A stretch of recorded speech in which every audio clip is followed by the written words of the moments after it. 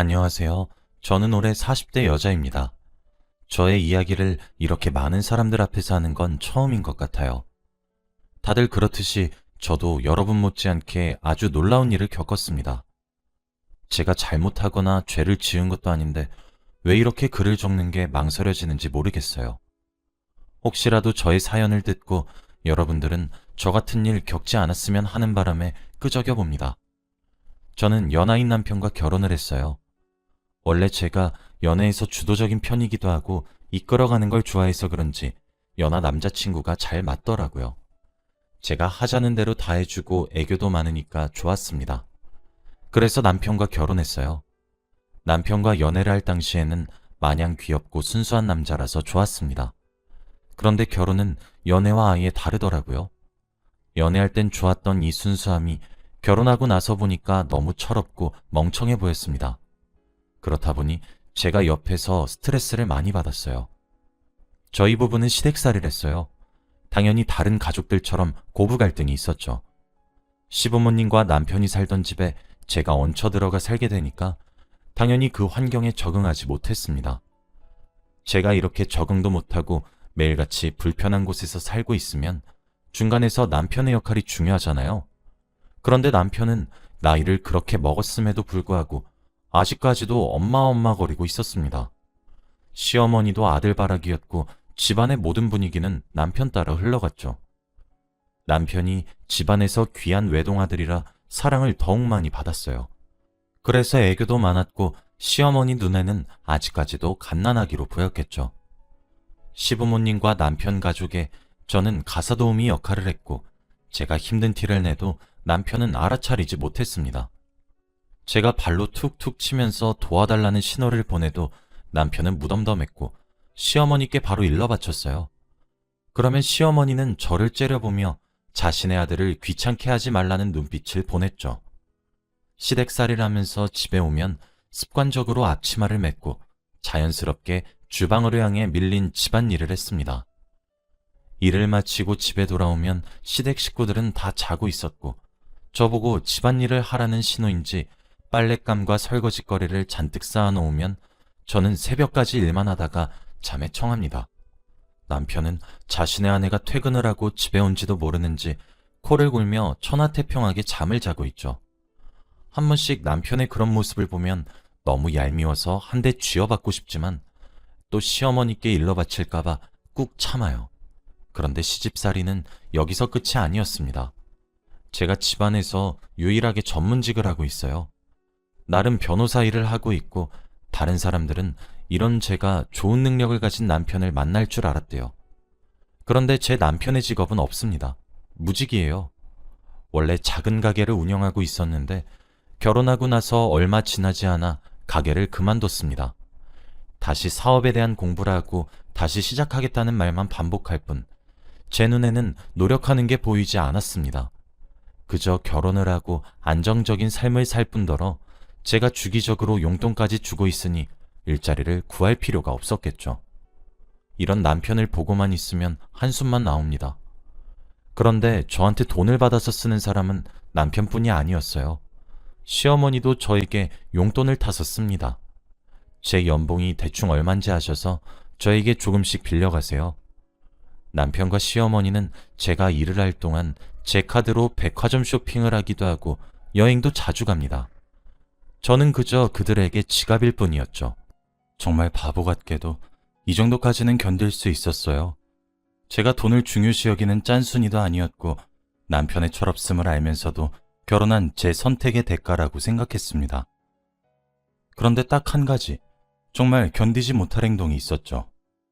그때는 바로 시어머니와 남편이 둘이서 여행을 간 날이었습니다. 왜인진 모르겠는데 시아버지는 집에 두시고 둘이서만 갔더라고요. 그래도 둘이 없는 게 저는 훨씬 마음이 놓이기도 하고 집안일도 줄어드니까 너무 좋았습니다.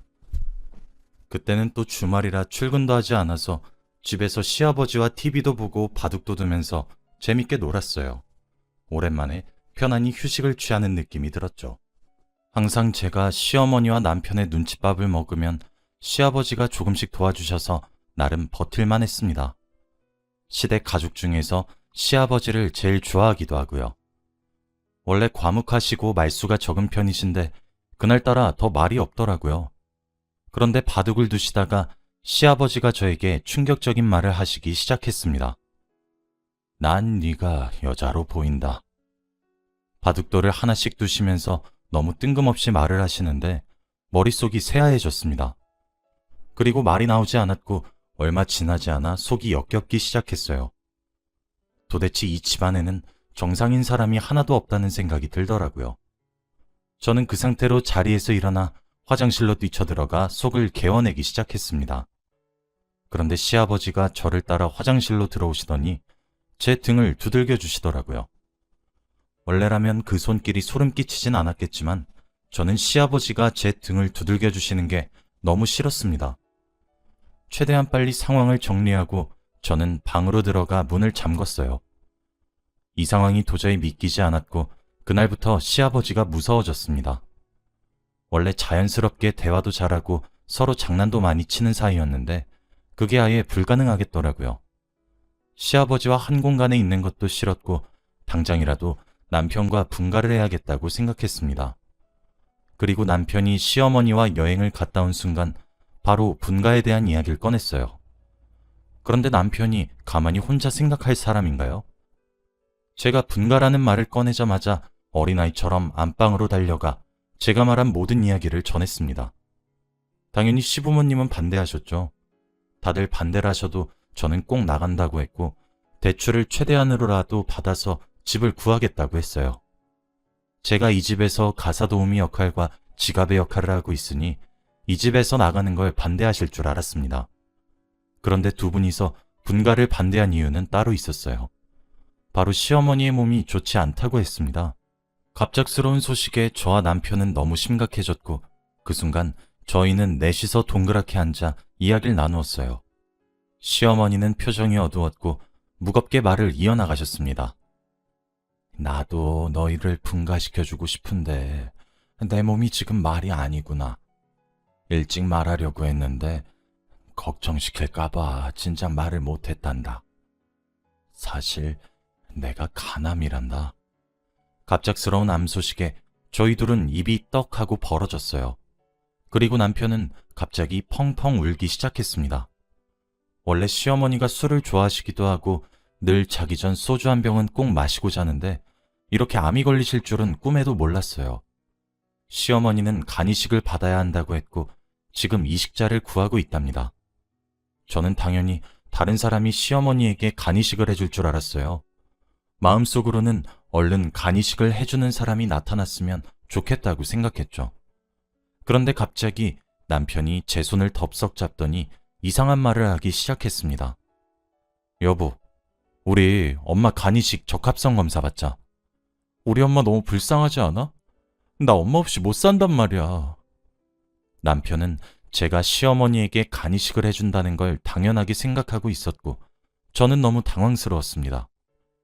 그리고 시부모님은 저를 쳐다보는데 너무 간절한 눈빛으로 보시더라고요. 그 상황에서 제가 싫다고 딱 잘라 말할 수도 없었고 결국 분위기에 휩쓸려 고개만 끄덕였습니다. 남편은 자기 엄마 일엔 왜 이렇게 열정적인지 다음날 해가 뜨자마자 병원으로 달려갔어요.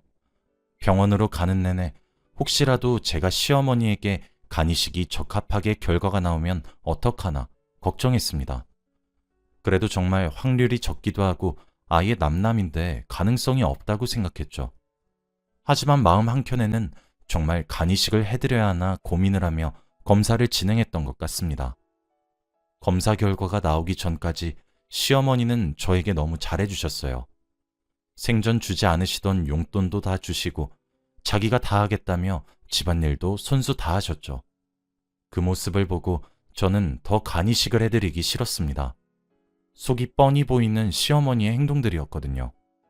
며칠 뒤 검사 결과가 나왔고 저희는 잔뜩 긴장한 채로 병원으로 갔습니다. 제발 불일치라고 떴으면 좋겠다는 생각으로 갔죠. 그래도 남편이 가족이니까 당연히 남편이 시어머니께 간이식을 해줄 줄 알았습니다. 그런데 검사 결과는 충격적이었어요. 남편은 불일치가 나왔고 저는 일치가 나왔거든요. 제가 간이식을 해드려야 하는 상황이었습니다. 시어머니는 소리를 지르시며 노래를 부르셨고 가족들은 당연히 제가 간이식을 해줄 줄 알고 있었죠. 시어머니는 당장 수술 날짜를 잡아달라고 했지만 의사 선생님은 저의 대답을 기다렸습니다. 원래 이런 상황이 많다고 해요. 가족들의 강요로 억지로 간이식을 해야 할 것 같은 상황 말이죠.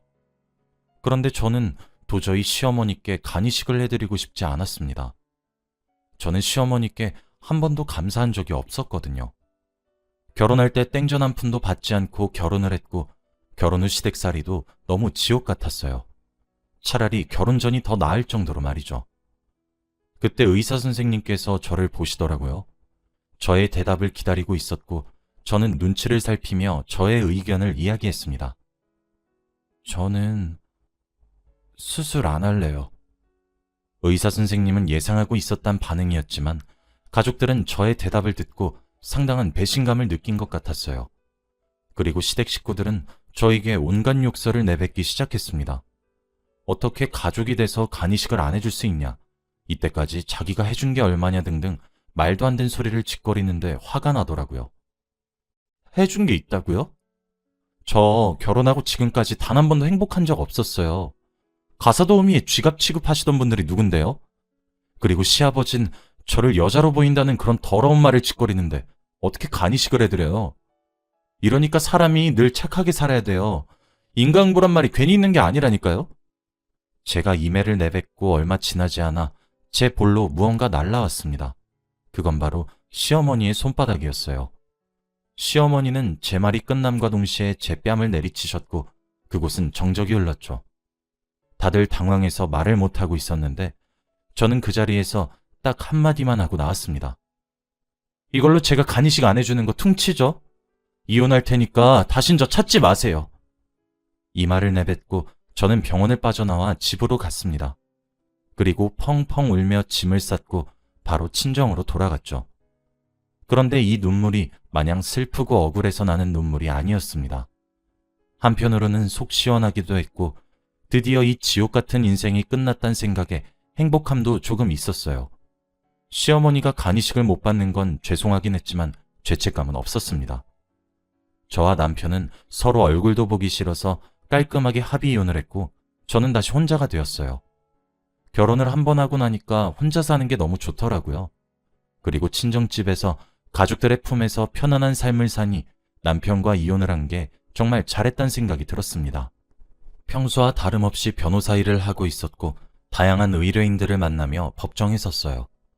하루하루를 바쁘게 살다 보니 제가 이혼을 했다는 사실조차 까먹더라고요. 그리고 얼마 지나지 않아 다른 의뢰인을 만나 상담을 하고 있는데 갑자기 속이 쓰렸습니다. 대화를 하다가 저도 모르게 속이 좋지 않아서 입을 틀어막고 화장실로 뛰쳐갔죠. 그 순간 머릿속에서 아차 하는 생각이 들었습니다. 설마 제가 예상하는 게 맞는 건가 싶었죠. 제발 아니길 간절히 바라며 테스트를 했습니다. 그런데 하늘도 무심하시지 어떻게 저에게 이런 시련을 주실 수 있나요? 임신 테스트기에는 선명하게 두 줄이 그어 있었고 임신이란 표시를 나타내고 있었습니다. 바로 전 남편의 아이를 임신한 것이었어요. 그리고 이혼을 하고 나서 알게 된 사실입니다. 저는 이 상황을 대체 어떻게 해야 하나 고민에 빠졌어요. 임신한 상태로 그 집에 가면 당연히 저를 받아주지 않겠죠. 그리고 저는 전 남편 같은 사람을 애아빠로 두고 싶지도 않고요. 무엇보다도 시어머니 얼굴을 보기가 너무 껄끄러웠습니다. 이 고민거리를 부모님께 털어놓으며 말을 했어요. 부모님은 역시나 제 편을 들어주시며 하고 싶은 대로 하라고 하셨고 저는 그 자리에서 결정했습니다. 바로 저 혼자 낳아 기르기로 말이죠. 미혼모가 되기로 결심했습니다. 쉽지 않은 결정이었지만 저는 아이를 위해서는 이게 최선의 선택이라고 생각했어요. 두 사람이 키우는 것 못지않게 제가 2배의 사랑을 주며 열심히 키워보려고 했습니다. 저는 만삭이 될 때까지 변호사 일을 손에 놓지 않았고 출산이 임박한 기간부터 산후조리가 끝날 때까지 일을 쉬었죠. 저는 건강한 왕자님을 출산했고 많은 사람들의 축하를 받았습니다. 아기의 울음소리를 들을 때 얼마나 많은 책임감을 느꼈는지 몰라요. 제 아들을 세상의 어떤 사람들보다 행복한 사람으로 만들겠다고 다짐했습니다. 그리고 저는 열심히 아이를 키우며 변호사 일도 다시 시작했어요. 제가 일을 할 동안 집에서 저희 친정부모님이 아이를 돌봐주셨죠. 다들 주위에서 애아빠한테 소식을 전하지 않을 거냐고 많이들 물었지만 저는 말하지 않았습니다. 오히려 제가 아이를 낳았다고 하면 저한테 다시 빌붙을 것 같았거든요. 그리고 시어머니의 몸 상태가 어떤지도 알고 싶지 않았습니다. 만약 건강이 좋지 않으시다면 죄책감을 많이 느낄 것 같았거든요. 그래서 아들한테도 아빠의 존재에 대해 전혀 말하지 않았어요. 아들은 점점 커서 유치원생이 되었어요. 그런데 유치원을 다니면서 부쩍 아빠라는 단어를 많이 사용하기 시작했습니다. 다른 친구들은 아빠가 있는데 왜 자기는 아빠가 없냐고 말이죠. 그런 말을 언젠간 하겠다고 예상은 했는데 이렇게 빨리 올 줄은 몰랐어요. 항상 그때마다 두루뭉실하게 이야기해줬는데 어떻게 동심을 깨트리지 않은 채로 전달해줘야 할지 고민이 되었죠. 저는 매일 아들이 유치원이 끝나면 유치원에서 아들을 데리고 집에 와요. 그날도 여느 때와 다름없이 아들을 데리고 집에 갔습니다. 그런데 저희 집 건물 앞에 누군가 서 있더라고요. 모르는 사람인가 싶어 피해가려고 하는데 그 사람이 덥석 제 손목을 잡았습니다. 저는 비명을 질렀고 아들은 그 사람한테 화를 냈죠. 누구세요? 누군데 우리 엄마 무섭게 해요? 이 말을 하며 아들이 그 사람을 째려봤고 저도 아들과 함께 그 사람의 얼굴을 보았죠. 그런데 저는 그 남자의 정체를 안 순간 기절할 뻔했습니다. 바로 전 남편이었거든요. 이혼을 하고 몇 년 만에 본 사람이라 너무 당황스러웠습니다. 그런데 전 남편의 시선은 제 아들한테 가 있었어요. 그리고 저한테 설명을 원한다는 눈빛을 보냈죠. 저는 솔직하게 말했습니다. 전 남편의 아이가 맞다고 말이죠. 그런데 그 순간 전 남편은 펑펑 울며 제 아들을 끌어안았어요. 그러면서 아들한테 자기를 아빠라고 부르라며 말을 했죠. 아들이 너무 혼란스러워할까봐 저는 급히 둘을 떼어냈습니다. 그런데 아들은 갑자기 전 남편한테 놀라운 말을 하기 시작했어요. 아빠. 아들은 단 한 번의 망설임도 없이 전 남편을 아빠라고 불렀어요.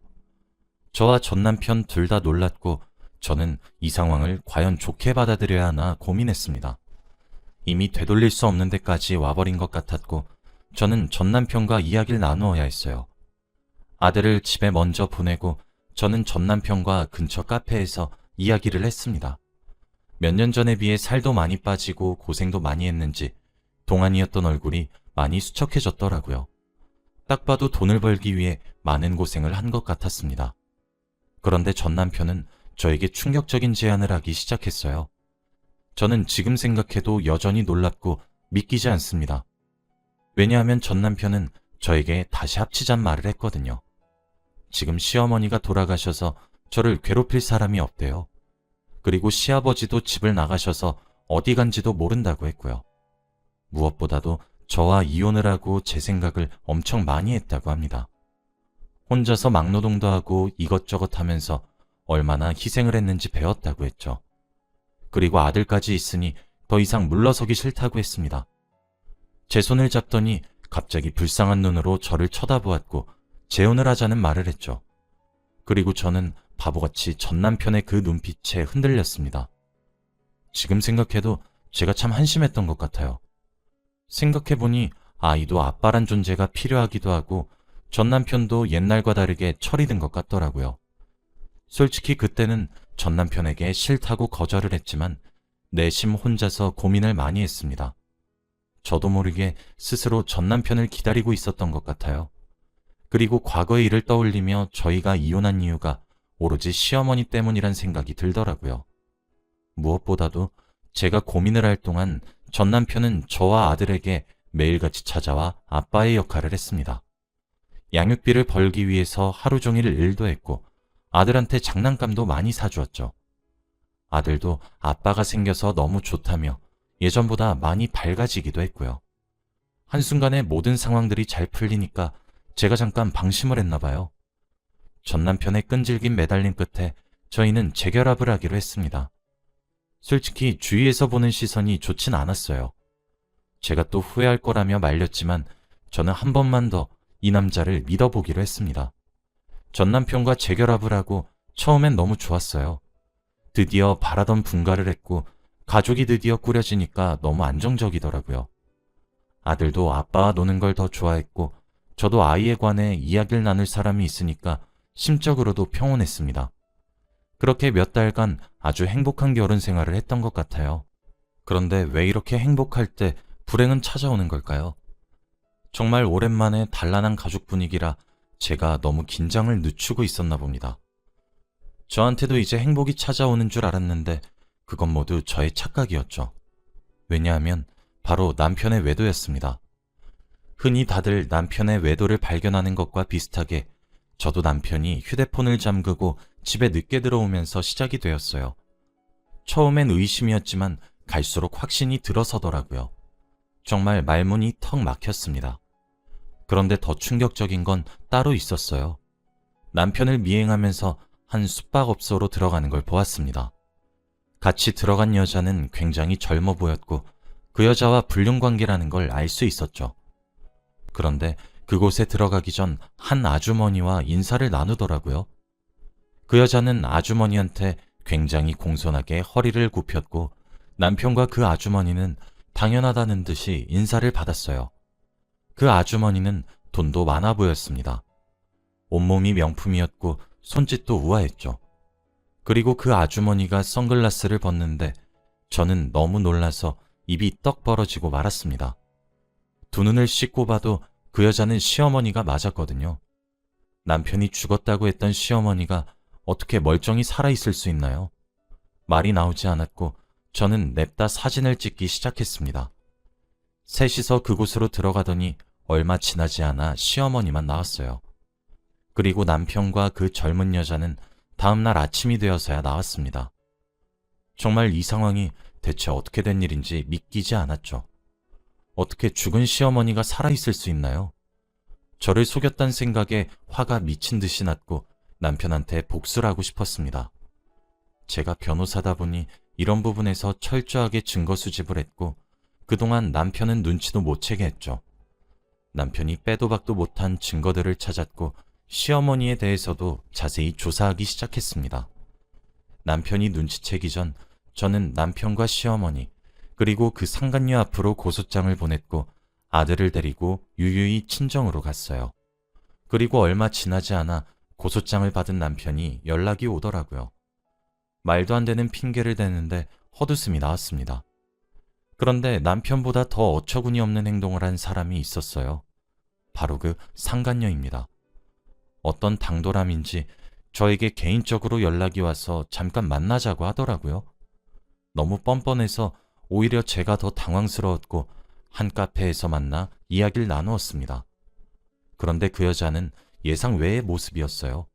정말 많이 울었는지 눈이 팅팅 부어 있었고 무엇보다 한국 사람이 아니었습니다. 동남아 사람이었어요.